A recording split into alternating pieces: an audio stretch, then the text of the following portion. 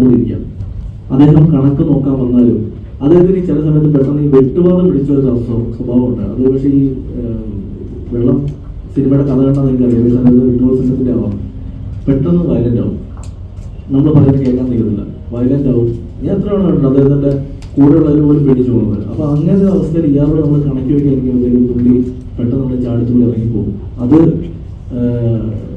തെളിയിക്കണമെന്നുണ്ടെങ്കിൽ ഇന്നത്തെ പുള്ളി മീറ്റിങ്ങിന് വന്ന അവിടെ സ്ഥലങ്ങളിലെ CCTV ക്യാമറ നോക്കിയാൽ പുള്ളി ചാടിത്തുള്ളി ഇറങ്ങി പോകുന്നതും വണ്ടിയെ പോയി ബോണറ്റിൽ അടിക്കുന്നതും ഒക്കെ വീഡിയോസ് ഉണ്ട്.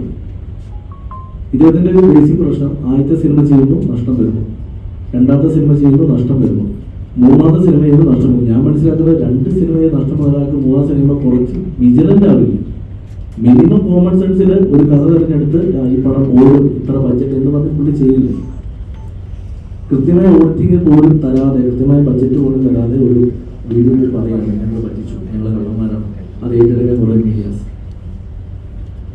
ഇദ്ദേഹത്തിന്റെ ബാക്കി കാര്യം, അതായത് കഴിഞ്ഞ 2 ദിവസം നടക്കുന്ന PR-നെ പറ്റിയുള്ള സംസാരിക്കാം. കൃത്യമായ ആ കാര്യം ഞാൻ പറയാം.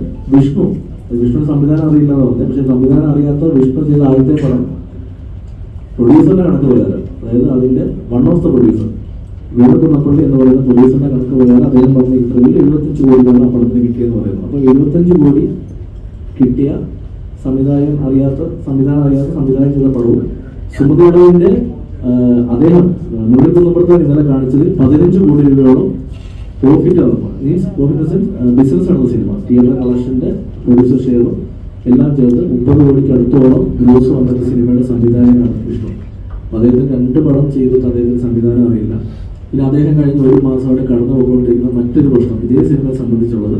അപ്പോൾ അദ്ദേഹത്തോട് പറയും, അദ്ദേഹം സംസാരിക്കും. അതിനുശേഷം നിങ്ങളോട് കൃത്യമായി ഈ സിനിമയ്ക്കല്ല കഴിഞ്ഞ 2 ദിവസം ഇപ്പോൾ നടക്കുന്ന PR എന്തിൻ്റെ പേരിലാണ്, ഇതിന് പിന്നിലാരാണ് കൃത്യമായിട്ട് ഞാൻ സംസാരിക്കും.